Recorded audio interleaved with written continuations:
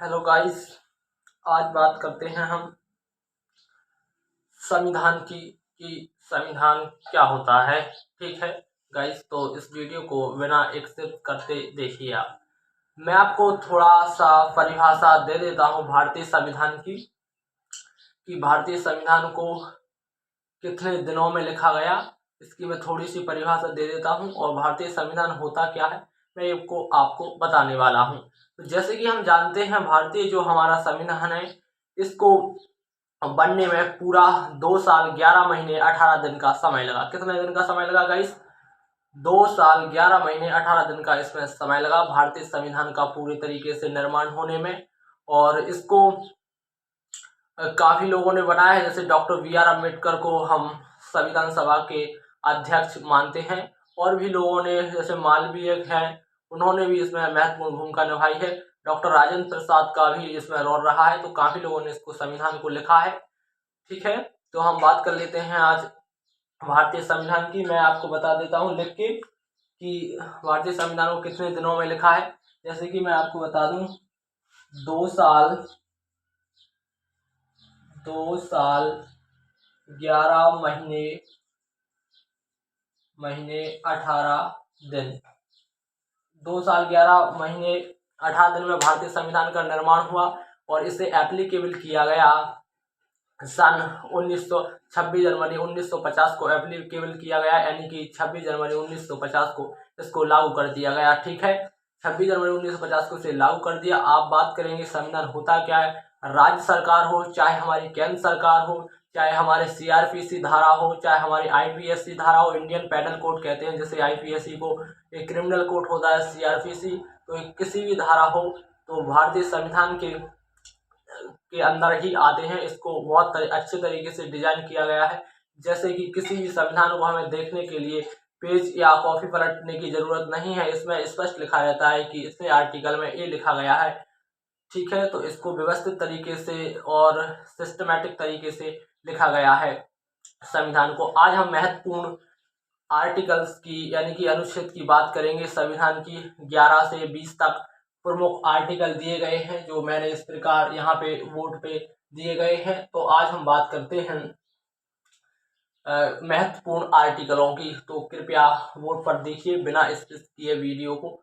ठीक है, तो हम बात करते हैं 11 से यहाँ पे 11 से 20 तक आर्टिकल, महत्वपूर्ण आर्टिकल दिए गए हैं भारतीय संविधान के। ठीक है, इसमें कुल मिला के हम कुल की बात करें तो कुल 395 आर्टिकल हैं। कितने हैं? वर्तमान में 395 आर्टिकल हमारे भारतीय संविधान में हैं, और इसमें कुछ कई बार संशोधन भी हो चुका है, तो आर्टिकल बढ़ भी गए हैं। लेकिन जो हमारे मूल अधिकार हैं स्टूडेंट, वो अभी 395 है, यानी कि 395 अभी प्रेजेंट में है, और संशोधन होने के बाद 448 के आसपास हो गए हैं। लेकिन जो हमारे मूल अधिकार हैं वो मूल आर्टिकल्स हैं, जिसको हम अनुच्छेद कहते हैं, वो 395 है। कितने हैं गाइस? 395 है। तो आपको ध्यान करना है, मैं बता देने वाला हूँ आपको महत्वपूर्ण जो आर्टिकल है उनको बताने वाला हूँ। ठीक है, तो आप ध्यान से देखिएगा।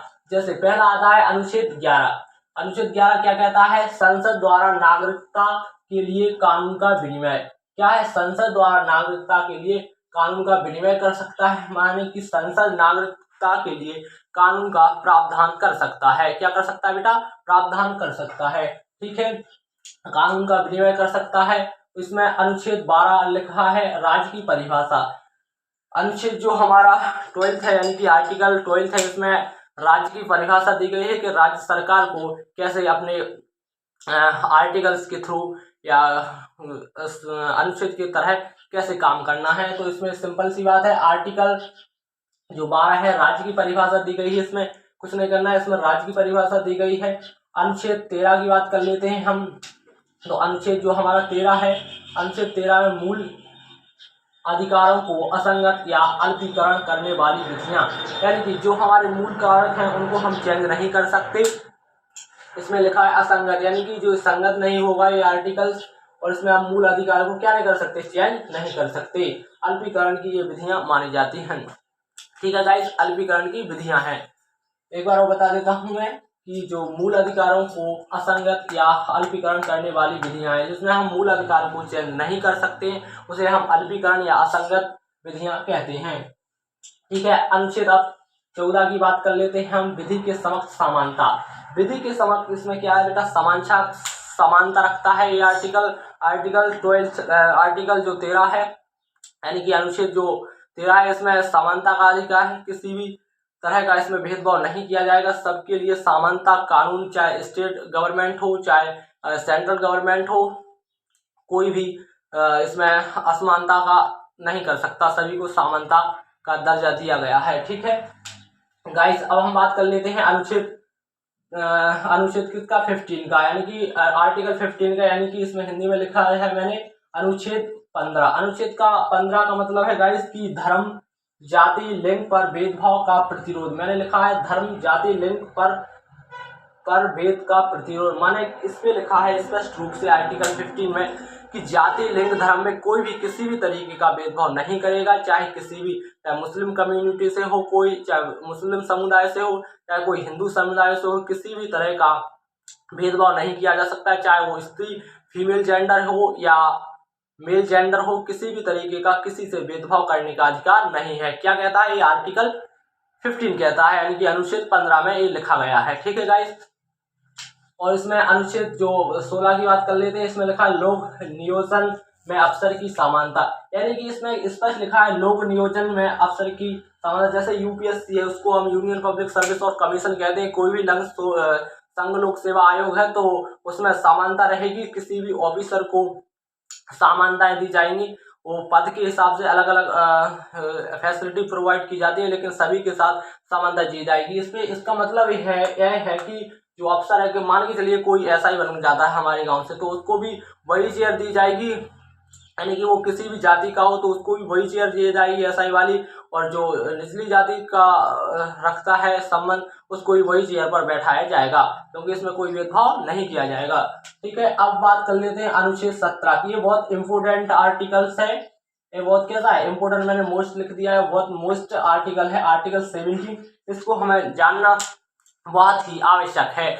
इसको हम अंग्रेजी में बेटा क्या कहते हैं गाइस स्टूडेंट्स, इसको अंग्रेजी में अनटचेबिलिटी भी कहते हैं। क्या कहते हैं, अनटचेबिलिटी भी कहते हैं इसको। क्या कहते हैं, अनटचेबिलिटी, यानी कि इसको हिंदी में क्या कहते हैं, अस्पृश्यता का अनुच्छेद। अस्पृश्यता का अनुच्छेद मैं आपको समझा दूं क्या होता है। अनुच्छेद जो अस्पृश्यता का जो अनुच्छेद होता है, उसको हम कहते हैं छुआछूत। क्या कहते हैं, छुआछूत। तो छुआछूत को हमारे भारत में बंद कर दिया गया है आर्टिकल 17 के अनुसार, यानी कि अनुच्छेद 17 में लिखा गया है कि कोई भी व्यक्ति किसी भी प्रकार से किसी भी जाति समुदाय से या जाति, लिंग, धर्म से छुआछूत नहीं करेगा।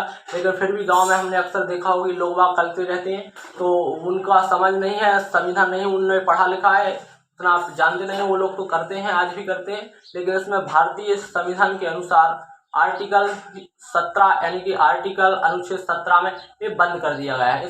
इसको इंग्लिश में अनटचेबिलिटी भी कहते हैं, हिंदी में मैंने लिखा है अस्पृश्यता। क्या लिखा है, अस्पृश्यता का अंत। अस्पृश्यता का क्या किया गया है यहाँ पे बेटा, अंत किया गया है स्टूडेंट। अस्पृश्यता अब किसी प्रकार की छुआछूत नहीं की जाएगी, चाहे वो जाति, धर्म, मजहब किसी का भी हो, किसी प्रकार का भेदभाव नहीं किया जाएगा, अंत किया गया है इसमें आर्टिकल 17 में। ओके, तो गाइस हम देख लेते हैं अनुच्छेद 18। अनुच्छेद 18 क्या कहता है हमारा, अनुच्छेद 18 में उपाधियों का अंत।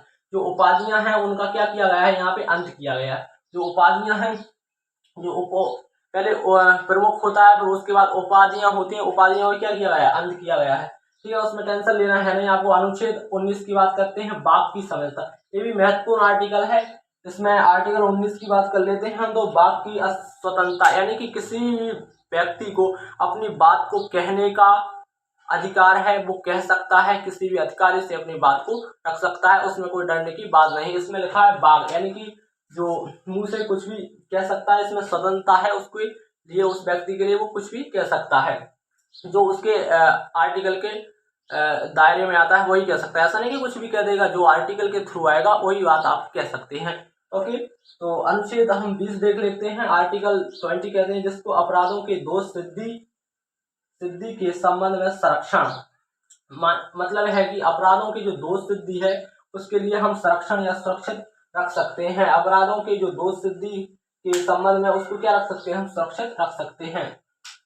क्या रख सकते हैं, सुरक्षित रख सकते हैं। ठीक है, तो मैंने गाइस आशा करता हूँ आपको 11 से 20 तक आर्टिकल समझा दिए हैं। आशा करता हूँ कि आपको अच्छे से समझ में आ गया हो। वीडियो अच्छा लगा हो तो लाइक और शेयर करें। जय हिंद, जय भारत।